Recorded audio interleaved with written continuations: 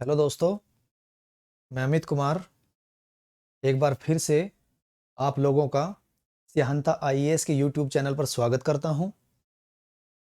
आज जिस हम शब्द को लेके आए हैं वो आपकी स्क्रीन पर है, लैटिट्यूड यानी कि अक्षांश। आज की क्लास को शुरू करने से पहले थोड़ा सा हम जो कॉन्सेप्ट है उस पर नज़र डाल लेते हैं। पिछली क्लास में जैसे कि हमने बात की थी, जो हमारी पिछली क्लास थी वहाँ तक जो एस्ट्रोनॉमी से रिलेटेड जो कुछ शब्दावलियाँ थी, टर्मिनोलॉजी थी, उसको हमने देखा था। आज की जो हमारी क्लास है, आज से हम जो कोर ज्योग्राफी का पार्ट है उससे संबंधित जो कुछ टर्मिनोलॉजी है, जो शब्दावलियाँ हैं, उनको हम देखते हुए आगे बढ़ेंगे। पिछली क्लास में यदि आपको ध्यान हो, थोड़ा सा हमने देखा था, देख लेते हैं एक बार। यानी कि जब हम कॉस्मोलॉजी को पढ़ते हैं, कॉस्मोलॉजी, तो इसके अंतर्गत दो चीज़ों पर हम ध्यान देते हैं। नंबर एक, एस्ट्रोनॉमी, और दूसरा जो शब्द हमने देखा था, ज्योग्राफी। यानी कि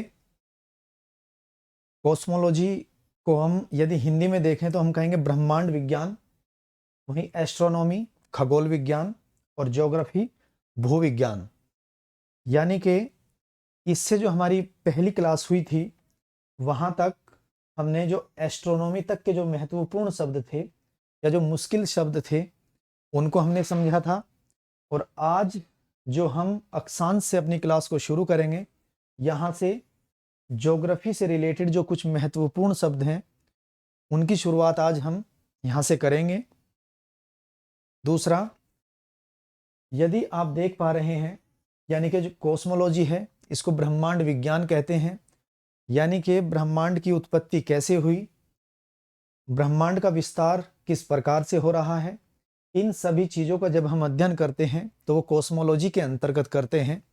यानी कि जो बिग बैंग थ्योरी है जो लेमेंतियर साहब ने दी थी, ब्रह्मांड की उत्पत्ति से संबंधित जो सिद्धांत है उसको हम कॉस्मोलॉजी में पढ़ते हैं।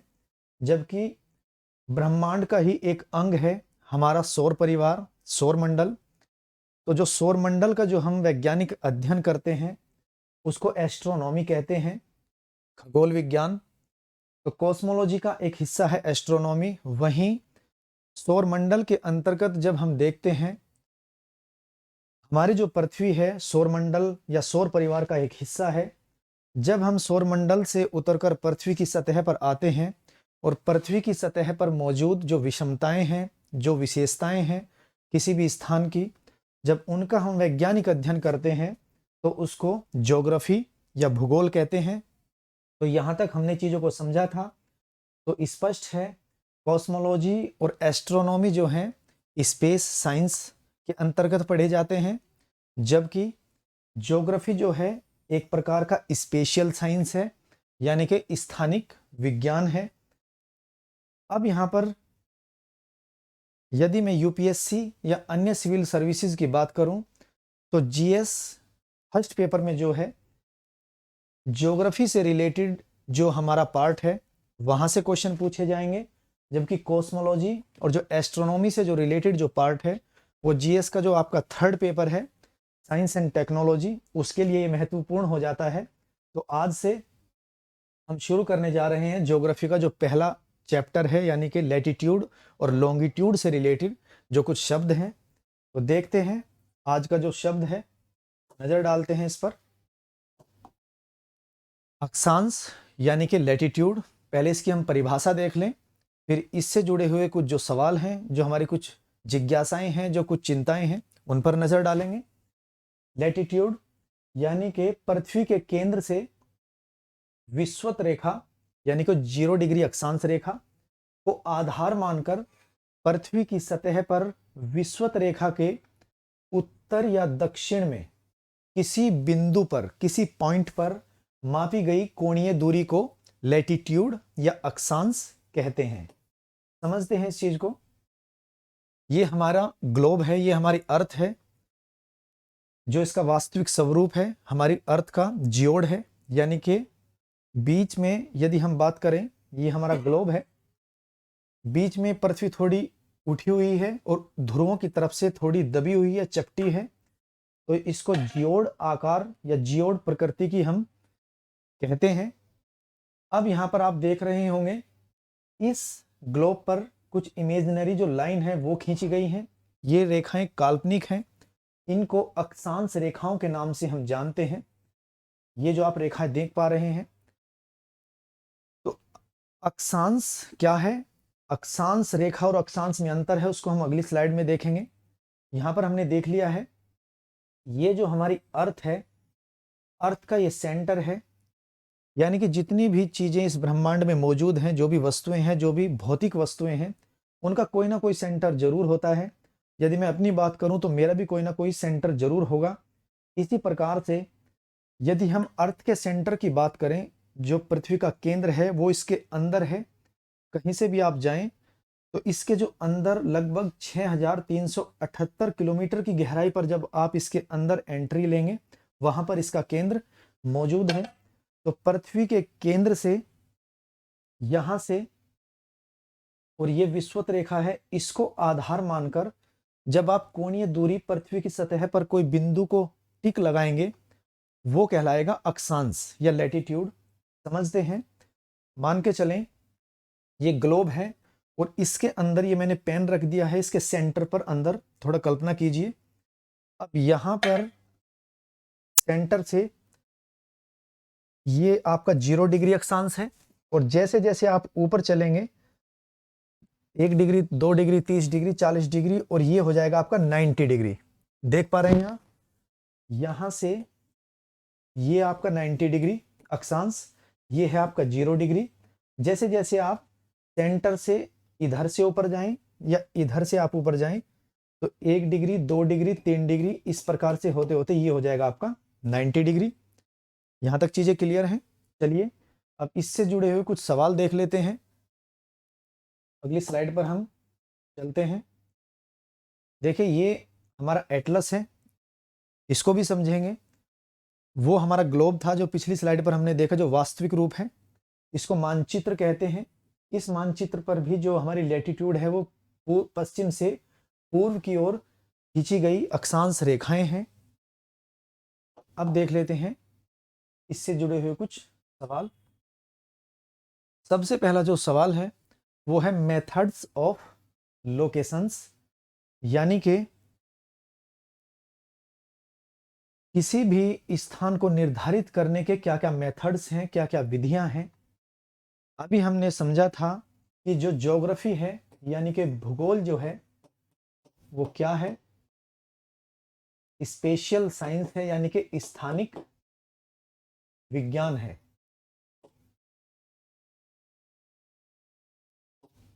स्पेशियल साइंस अर्थात पृथ्वी की सतह पर किसी भी स्थान की विशेषताओं का जो वैज्ञानिक अध्ययन है उसको भूगोल कहते हैं। तो जब हम भूगोल का अध्ययन करते हैं, उससे पहले पृथ्वी की सतह पर किसी भी स्थान का क्या किया जाएगा? निर्धारण। स्थान का निर्धारण।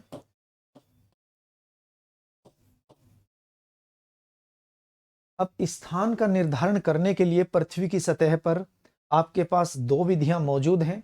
एक को कहेंगे एस्ट्रोनॉमिकल और दूसरी है ज्योग्राफिकल, यानी कि खगोलीय विधि और भौगोलिक विधि।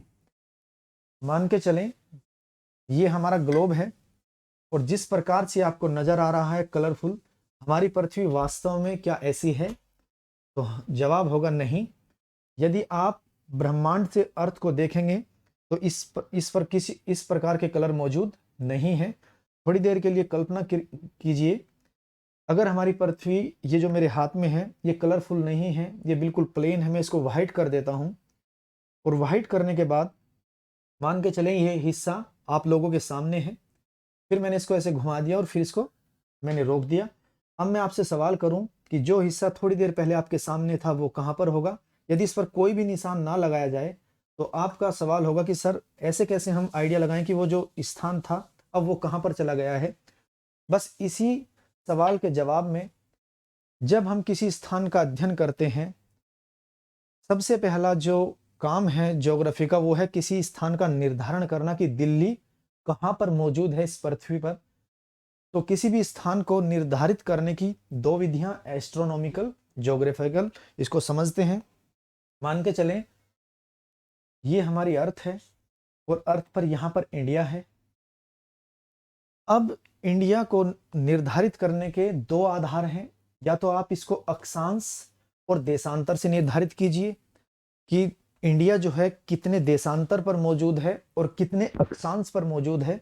जब किसी स्थान की अवस्थिति को आप अक्षांश और देशांतर से दिखाते हैं तो उसको कहते हैं खगोलीय स्थिति किसी भी स्थान की। यानी कि यदि मैं इंडिया की बात करूं तो इंडिया के लगभग कर्क रेखा भी बीचों बीच से होकर गुजरती है और 82.5 डिग्री पूर्वी देशांतर रेखा भी लगभग बीच से खींची गई है। तो एस्ट्रोनॉमिकल स्थिति के आधार पर, खगोलीय स्थिति के आधार पर भारत कितने अक्षांश और कितने देशांतर पर होगा। यदि इस प्रकार से आप भारत की स्थिति को विश्व के मानचित्र पर दिखा रहे हैं तो इसको कहेंगे खगोलीय विधि के आधार पर स्थान का निर्धारण। दूसरी जो विधि है वो है भौगोलिक विधि। यानी कि इंडिया को यदि मैं भौगोलिक स्थिति के आधार पर निर्धारित करने की बात करूं तो भारत के चारों तरफ जितनी भी प्राकृतिक दशाएं हैं या देश हैं या महासागर है, उनके आधार पर जब आप किसी स्थान का निर्धारण करेंगे तो उसको कहेंगे भौगोलिक स्थिति। जैसे मैं इंडिया की बात करूं तो भारत की भौगोलिक स्थिति क्या है, तो भारत दक्षिण एशिया में मौजूद है जिसके दक्षिण में हिंद महासागर और इसके उत्तर में हिमालय पर्वत है तथा पाकिस्तान, चीन, नेपाल, बांग्लादेश, म्यांमार इत्यादि देशों से भारत सटा हुआ है। तो ये आप जब इस प्रकार से किसी स्थान को निर्धारित करेंगे या दिखाने की कोशिश करेंगे उसको हम कहेंगे किसी भी स्थान की भौगोलिक स्थिति को आप स्पष्ट कर रहे हैं। यदि मैं यूपीएससी और अन्य सिविल सर्विसेज की बात करूं, सवाल या क्वेश्चंस दोनों ही तरीके से पूछे गए हैं प्रीलिम्स में। यानी कि खगोलीय स्थिति के आधार पर भी, यानी कि वो एक अक्षांश वो दे देगा आपके सामने और पूछेगा इस अक्षांश पर कौन कौन से सिटी मौजूद नहीं है, तो इसका मतलब वो खगोलीय स्थिति के बारे में जानकारी आपसे लेना चाह रहा है। दूसरा, ज्यादा क्वेश्चन भौगोलिक स्थिति के आधार पर बन रहे हैं वैश्विक स्तर पर कि कोई भी वो स्थान दे देगा और फिर उसके आसपास के जो देश हैं या प्राकृतिक दशाएं हैं या जो लैंड फॉर्म हैं कौन कौन से उस देश से लगते हैं।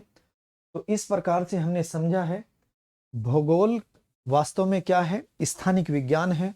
किसी भी स्थान की विशेषताओं का अध्ययन करना भूगोल का सबसे महत्वपूर्ण उद्देश्य है। अब यहाँ पर जितना भी आप लैंडफॉर्म देखते हैं, स्थलाकृतियां देखते हैं या जितनी भी दृश्य भूमि आप किसी स्थान पर देखते हैं, क्या वो एक ही जैसी है या भिन्न भिन्न स्थानों पर जब आप पहुंचते हैं उनमें अंतर देखने को मिलता है। तो सीधा सा जवाब है, यदि आप दिल्ली से बंगाल की यात्रा करें तो क्या कृषि भूमि या जो फसलें हैं वो एक जैसी होंगी, क्या बस्तियां, सड़कें एक जैसी होंगी, या दक्षिण की तरफ आप जाएं क्या मैदानी मैदान होंगे या पठारी क्षेत्र मिलेंगे। तो सीधा सा जवाब है, जिस प्रकार से स्थान बदलते हैं तो वहां की जो दृश्य भूमि है उनमें भी अंतर आपको देखने को स्पष्ट मिलता है। अब जो ये स्थितियां बदल रही हैं, दृश्य भूमियां बदल रही हैं, इनके कारणों की खोज करना भूगोल का परम उद्देश्य है। दूसरा, इनके क्या प्रभाव पड़ते हैं वो भी आप भूगोल के अंतर्गत ही सीखते हुए चलते हैं।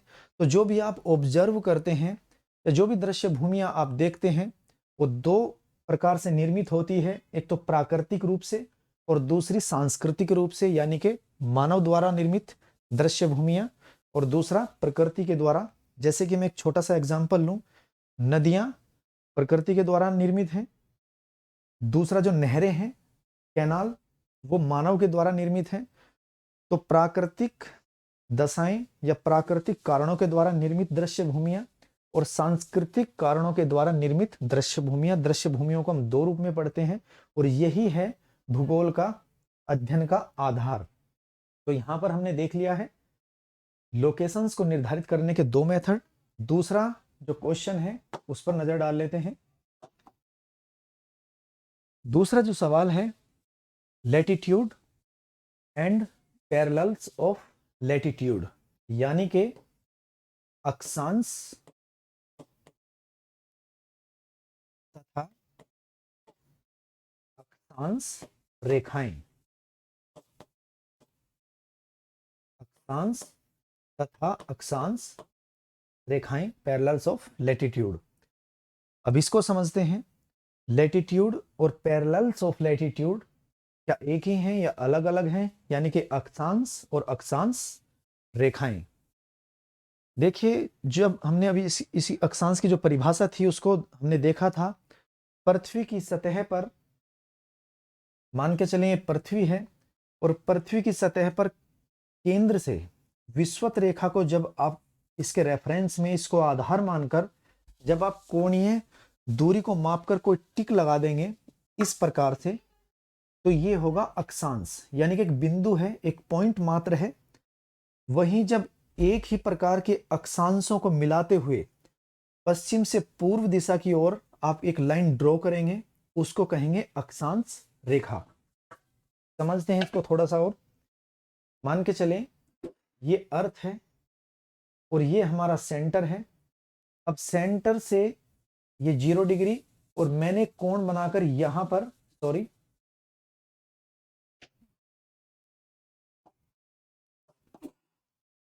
ये हमारी अर्थ है और सेंटर से मैंने एक कोण बनाया, मान के चलें 0 डिग्री इस प्रकार से। ये हमारी विषुवत रेखा है, तो 0 डिग्री अक्षांश को मिलाती हुई रेखा खींची गई है। यहां से मैंने मान के चलें एक 30 डिग्री का कोण बना लिया और यहां पर एक इस प्रकार से पॉइंट खींच दिया, तो ये है आपका अक्षांश, यानी कि केंद्र से मापी गई कोणीय दूरी के आधार पर जब पृथ्वी की सतह पर आप किसी बिंदु का निर्धारण करते हैं उसको कहते हैं लैटिट्यूड, यानी कि अक्षांश। अब यहां पर आप समझने की कोशिश कीजिए। यदि सेंटर पर इस पेन को मैं रख दूं और 0 डिग्री से मैं ऐसे ऊपर इस प्रकार से चलूं, यहां 30 डिग्री पर मैंने रोक लिया और इस पेन को चारों तरफ ऐसे घुमा दूं 30 डिग्री पर चारों तरफ, इस प्रकार से ये मैंने पॉइंट लगा दिए हैं 30-30 डिग्री पर चारों तरफ, और 30 डिग्री उत्तरी अक्षांश को मिलाते हुए पश्चिम से पूर्व की दिशा की ओर मैंने एक ये लाइन खींच दी है चारों तरफ। इस लाइन को कहा जाएगा पैरेलल्स ऑफ लैटिट्यूड, यानी कि अक्षांश रेखा। तो यहां तक स्पष्ट है। अक्षांश और अक्षांश रेखा में क्या अंतर है उसको हमने सीख लिया है। बढ़ते हैं अगली स्लाइड की ओर।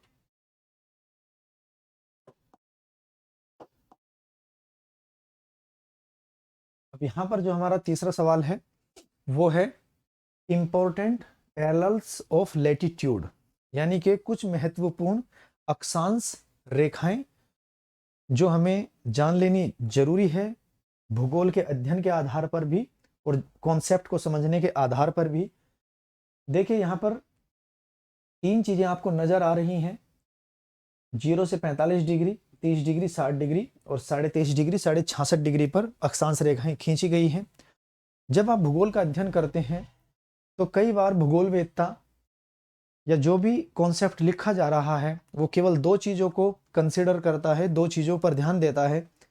मान के चलें कहीं पर आप पढ़ाई कर रहे हैं और शब्द आया कि निम्न अक्षांशीय देशों की फला फला ये विशेषताएं हैं इस प्रकार से, और उच्च अक्षांशों में ये चीज़ देखने को नहीं मिलती है, या फ्लोरा और फोना या कोई भी वनस्पति या कोई भी वन्य जीव जो है उच्च अक्षांशों में देखने को मिलता है, जबकि निम्न अक्षांशों में ये स्थिति नहीं पाई जाती है।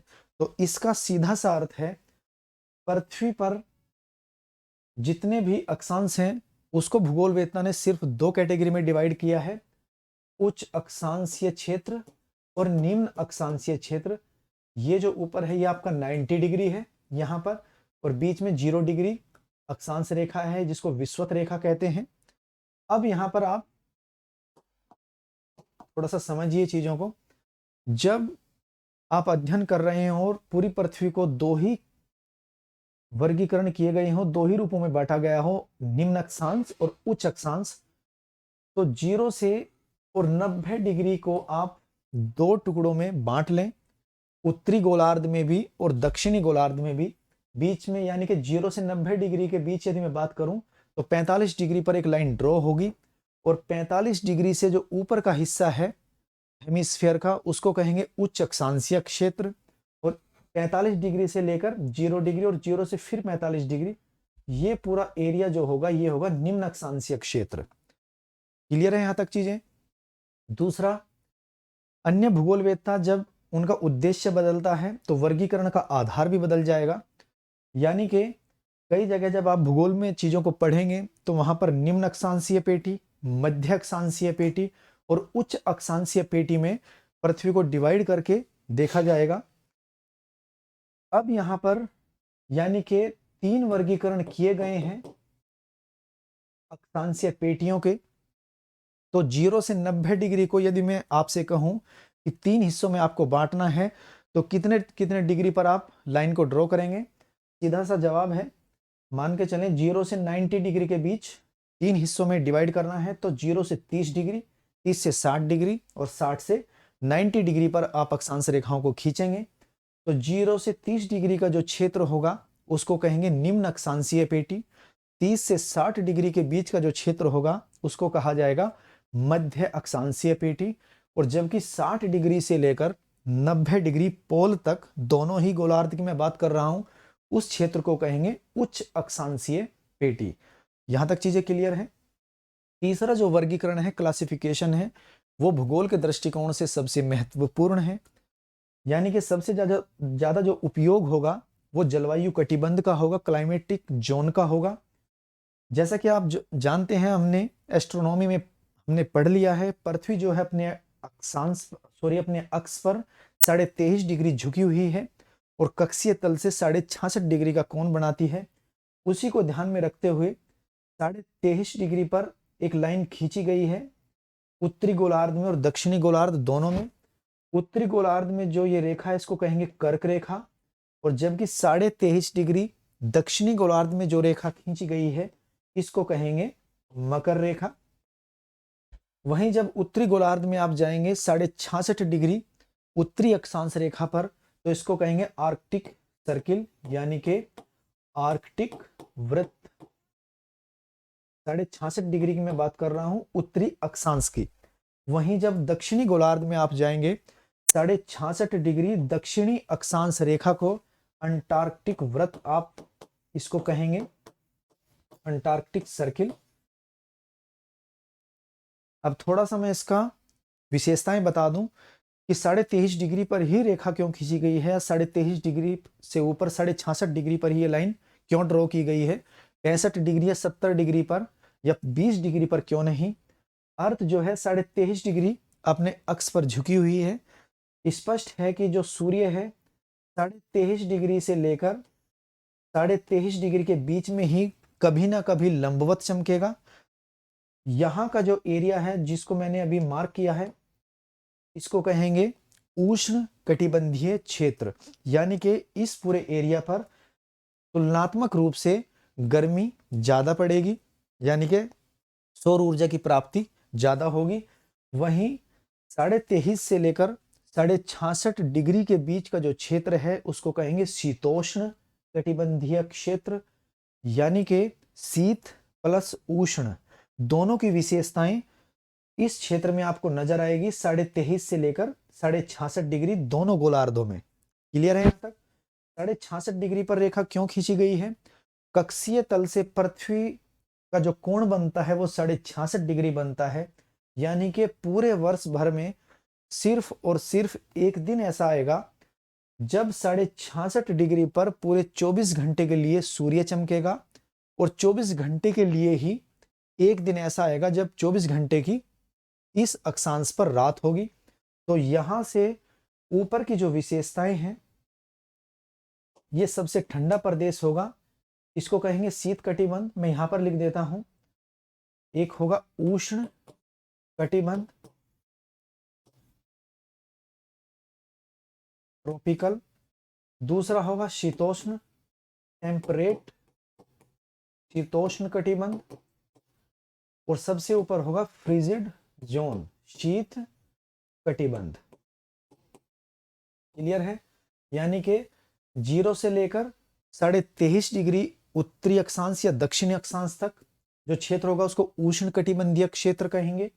वहीं 23.5 डिग्री से लेकर 66.5 डिग्री के बीच का जो क्षेत्र होगा उसको शीतोष्ण कटिबंधीय क्षेत्र कहेंगे।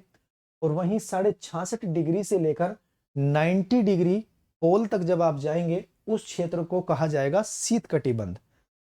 तो यहां पर स्पष्ट है, यदि मैं आपसे एक सवाल करूं कि दो अक्षांशों के बीच के क्षेत्र को क्या कहते हैं, तो जवाब आपको मिल गया होगा। दो अक्षांशों के बीच के क्षेत्र को जोन कहते हैं, कटिबंध कहते हैं, या बेल्ट पेटी के नाम से हम जानते हैं। यानी कि ये हमारी अर्थ है और ये अक्षांश रेखाएं हैं। अक्षांश रेखाओं के जो ये बीच का क्षेत्र है इसको कहा जाता है जोन या कटिबंध। ध्यान रखिएगा, ये क्वेश्चन नॉन यूपीएससी जो एग्जाम्स हैं उनमें कई बार पूछे जाते हैं। ये जो एरिया होगा, क्लियर है यहां तक चीजें? तो हमने समझ लिया है कुछ महत्वपूर्ण जो अक्षांश रेखाएं हैं और वो क्यों खींची गई हैं, इसको भी हमने जाना। चलिए अगले क्वेश्चन पर नजर डालते हैं। अगला जो हमारा सवाल है वो है एंगुलर डिस्टेंस एंड एंगल, यानी कि कोणीय दूरी, कोणीय दूरी व कोण। इसको समझते हैं। देखिए ये अर्थ है, ये 0 डिग्री अक्षांश रेखा है, ये आपका सेंटर है पृथ्वी के अंदर। अब यहां से मैं एक कोण खींच देता हूं ये। अब समझने की जरूरत है, जो एंगुलर डिस्टेंस है यहां से लेकर और यहां तक पृथ्वी की सतह के ऊपर, ये जो दूरी है इसको कहेंगे एंगुलर डिस्टेंस। जबकि जो एंगल है, जो कोण है, वो कहां पर बनेगा? पृथ्वी के केंद्र पर। तो जो दो चीजें हमने यहां से सीखी है, एंगल और एंगुलर डिस्टेंस। यानी कि एंगल कहां पर बनेगा? पृथ्वी के केंद्र पर। और जो एंगुलर डिस्टेंस है, कोणीय दूरी, वो कहां पर बनेगी? पृथ्वी की सतह पर। दोनों चीजों को हमने समझ लिया है। चलिए अगले क्वेश्चन की तरफ हम बढ़ते हैं। अब यहां पर समझते हैं जो सबसे महत्वपूर्ण एक पार्ट है इसका, एंगल एंड डिस्टेंस रिलेशन। यानी कि जो कोण है, जो पृथ्वी के केंद्र पर कोण बनता है और जो डिस्टेंस पृथ्वी की सतह पर बनती है, उनके बीच क्या रिलेशन है, क्या संबंध है। उससे पहले समझ लेते हैं डिग्री, मिनट और सेकंड को। अब यहां पर सवाल जो है, ये 0 डिग्री अक्षांश रेखा, ये सेंटर, और यहां से कोई कोण है मान के चलें, कोण हमने खींच लिया है इस प्रकार से। तो ये पूछना चाह रहा है कि जो एक कोण बना है और ये जो दूरी है, यानी कि कितने डिग्री के कोण पर कितनी एंगुलर डिस्टेंस तय की जाएगी पृथ्वी की सतह पर। यानी कि यदि मैं 1 डिग्री का कोण यहां पर बनाता हूं तो पृथ्वी की सतह पर उसके बीच की दूरी क्या होगी। उससे पहले समझ लेते हैं डिग्री, मिनट और सेकंड। कई बार आपने देखा होगा, जैसे मैं कहूं 23.5 डिग्री को ऐसे भी लिखा जा सकता है, इसको ऐसे भी लिखा जा सकता है, और इसको 23 डिग्री और 30 मिनट ऐसे भी लिखा जा सकता है, जो कि सभी चीजें एक समान है। अब ये जो मिनट है इसका कॉन्सेप्ट क्या है और सेकंड का कॉन्सेप्ट क्या है, इसको समझते हैं। फिर लौटते हैं कि 1 डिग्री अक्षांश पर या 1 डिग्री की कोणीय दूरी, कोण यदि मैं एंगल बनाता हूं तो पृथ्वी की सतह पर कितना डिस्टेंस तय किया जाएगा। यहां पर समझिए, डिग्री, जो अर्थ है या कोई भी जो सर्किल होता है वो पूरा कितने डिग्री का कोण बनाता है? 360 डिग्री। पूरा जो सर्कमफेरेंस होगा 360 डिग्री का होगा। अब यदि मैं पृथ्वी की परिधि की बात करूं इस प्रकार से, विषुवत रेखा की मैं बात नहीं कर रहा हूं, ध्रुवों के ऊपर से, यानी कि यदि मैं इस प्रकार से बात करूं, ये परिधि जो है पृथ्वी की, ये है आपकी 40,007 किलोमीटर के आसपास किलोमीटर में। यदि मैं कोण की बात करूं तो पूरा सर्किल कितने डिग्री का है? 360 डिग्री का। तो इस दूरी को यदि मैं 360 से डिवाइड करता हूं तो ये आएगा लगभग 111 किलोमीटर लगभग। यानी यदि आप 1 डिग्री का कोण बनाते हैं तो कितनी दूरी आप चलते हैं? 111 किलोमीटर। ये जो डिग्री और किलोमीटर या दूरी का जो रिलेशन है वो लैटिट्यूड पर भी सेम अप्लाई होगा और लॉन्गिट्यूड पर भी सेम ही अप्लाई होगा। अब यहां देखते हैं 1 डिग्री में कितने मिनट होते हैं। ये जो मिनट और सेकंड हैं ये समय को संदर्भित नहीं करते हैं, मिनट और सेकंड भी कोण को दर्शाते हैं। यहां पर देखते हैं यदि 1 डिग्री का कोण है उसमें 60 मिनट होते हैं। ये मिनट समय नहीं है, मैं फिर बता रहा हूं, ये भी कोण है। यानी कि 1 डिग्री कोण को आप 60 हिस्सों में डिवाइड कर सकते हैं। यदि ये कोई एंगल है मान के चलें 1 डिग्री का, तो इसमें 60 हिस्सों में आप इसको ऐसे डिवाइड कर सकते हैं। यानी कि ये 1 मिनट का कोण है, ये 2 मिनट का कोण है, और जब ये 60 मिनट का कोण हो जाएगा तो इसको हम 1 डिग्री का भी कोण कह सकते हैं। यानी कि 1 डिग्री में 60 मिनट होते हैं, 60 मिनट का कोण बनता है। वहीं 1 मिनट का यदि मैं कोण की बात करूं, इसमें 60 सेकंड होते हैं। चीजें क्लियर हैं? यानी कि यदि ये 1 मिनट का कोण है आपका, ये 1 मिनट का कोण है, इसको फिर आप 60 टुकड़ों में विभाजित कर दें तो ये जो आपका कोण होगा ये बनेगा 1 सेकंड का कोण। मैं फिर से आपको याद दिला दूं, यहां पर जो डिग्री है, मिनट है और सेकंड है, ये मिनट और सेकंड समय को नहीं दर्शा रहे हैं, ये कोण के ही पार्ट हैं। 1 डिग्री में 60 मिनट होते हैं यानी कि कोण, और 1 मिनट में 60 सेकंड होते हैं। यदि मैं आपसे बात करूं, समझते हैं चीजों को, यानी कि 1 डिग्री के कोण में अभी हमने देखा था लगभग कितनी दूरी है? 1 किलोमीटर। ये कोण पृथ्वी के केंद्र पर बन रहा है, जबकि ये दूरी पृथ्वी की सतह पर मापी जा रही है। यदि मैं अब आपसे कहूं 1 मिनट में पृथ्वी की सतह पर कितनी दूरी तय की जाएगी, तो इसको आप 60 से डिवाइड कर देंगे तो ये लगभग आएगा 1800 मीटर या 1.8 किलोमीटर। यानी कि यदि आप 1 मिनट का कोण बनाते हैं तो उसके बीच की दूरी 1800 मीटर होती है या 1.8 किलोमीटर होती है। वहीं यदि आप 1 सेकंड में इसको डिवाइड करें तो 1800 मीटर अपॉन 60, यानी कि 1 सेकंड के कोण पर पृथ्वी की सतह पर कितनी दूरी तय होगी? लगभग 30 मीटर। चीजें क्लियर हैं? अब यहां पर आप समझ सकते हैं, यानी कि जैसे मैं कहूं 23 सही 1/4 डिग्री का कोण, यदि इसको आप मिनट और डिग्री में लिखें तो किस प्रकार से लिखेंगे? यानी कि 23 डिग्री 1/4। क्लियर? तो 23 डिग्री एंड 15 मिनट, यानी कि 1 डिग्री का चौथाई हिस्सा जो होगा, 1/4 जो हिस्सा होगा, वो कितने मिनट के बराबर होगा? 15 मिनट के। क्योंकि 1 डिग्री में कितने मिनट के कोण बनते हैं? 60 के। तो 1 डिग्री का चौथा हिस्सा क्या होगा? 15 मिनट। चीजें क्लियर हैं? चलिए बढ़ते हैं अब आगे अगले क्वेश्चन पर।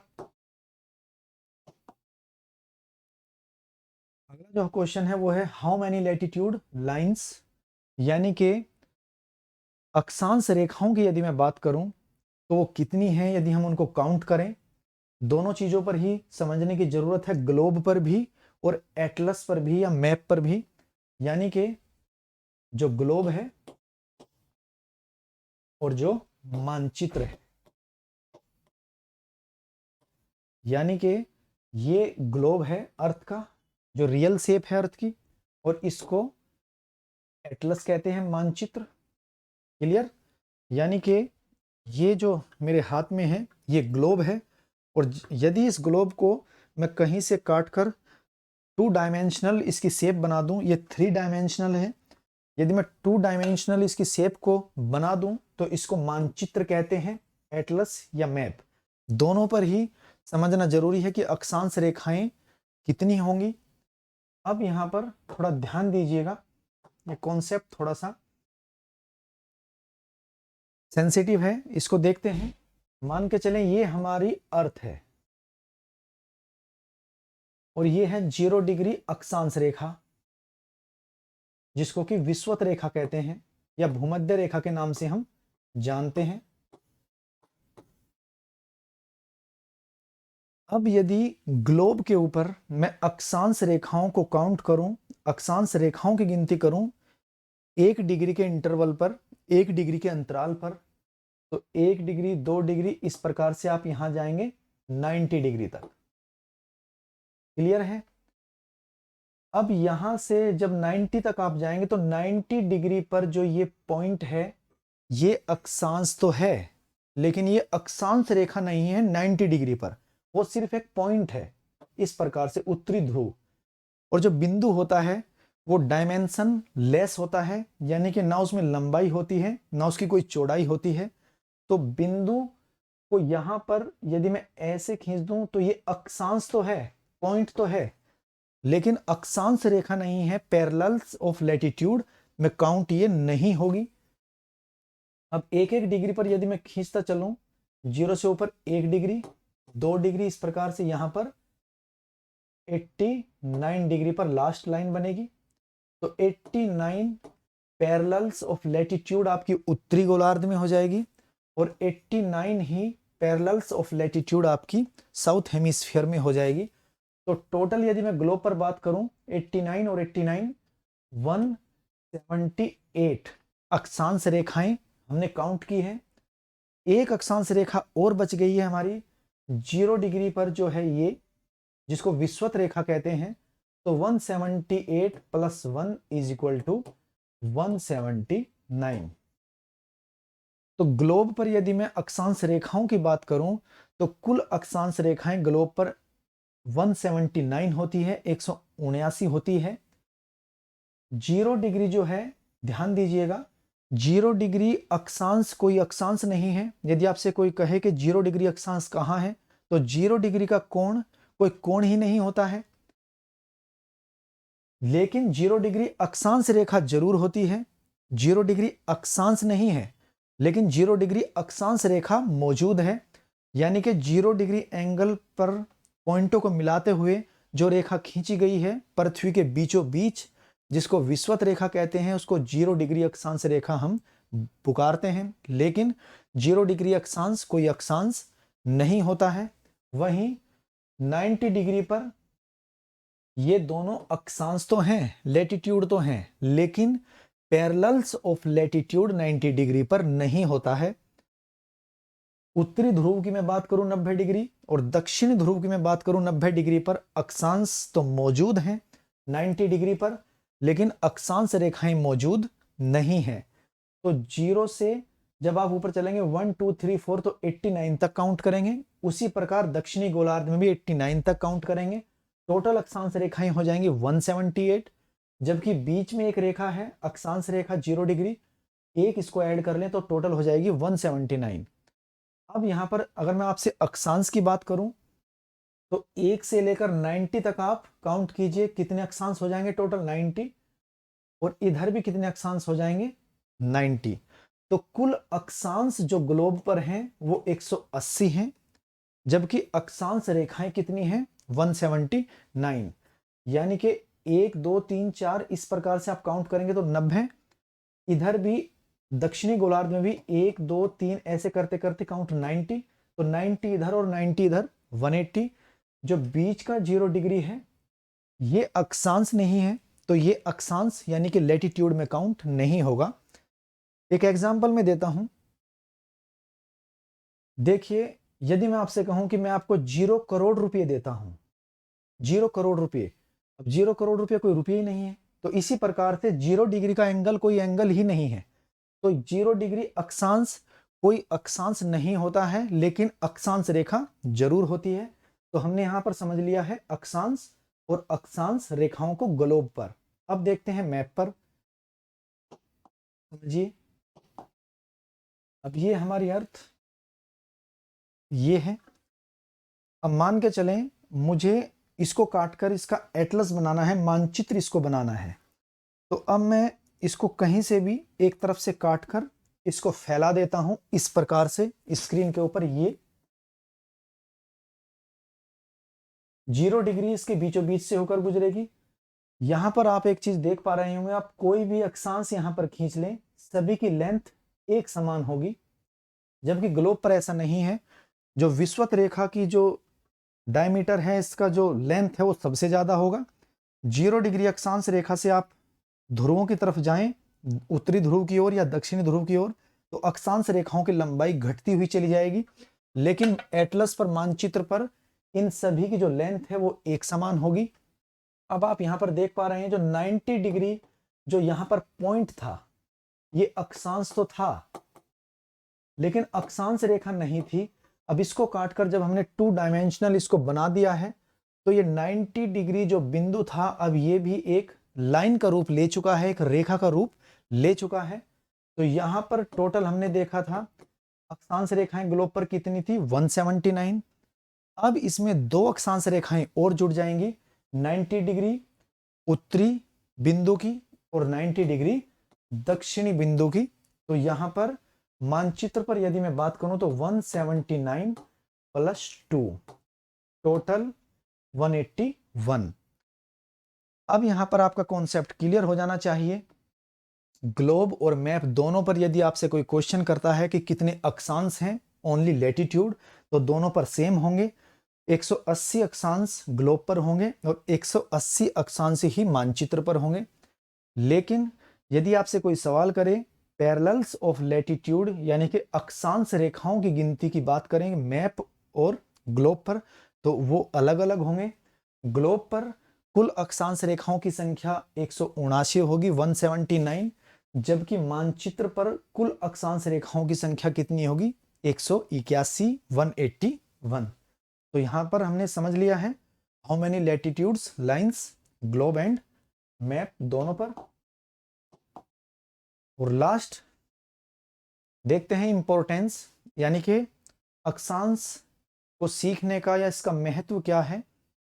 तो जैसे जैसे आप ज्योग्राफी को पढ़ेंगे, यदि अक्षांश आपके क्लियर नहीं है तो तापीय कटिबंध हो, वायु दाब पेटियां हो, वायु राशियां हो, साइक्लोन हो, जितने भी कॉन्सेप्ट आप पृथ्वी के ग्लोब पर चलेंगे वो अक्षांश के आधार पर ही निर्धारित होंगे कि हवाएं निम्न से उच्च अक्षांशों की ओर बहती है तो क्यों बहती हैं, लो प्रेशर कहां पर है, हाई प्रेशर कहां पर है, वो क्यों है, प्रेशर बेल्ट, टेम्परेचर बेल्ट, सभी चीजें जो आपकी हैं वो जलवायु कटिबंध पर ही चलेंगी इस प्रकार से।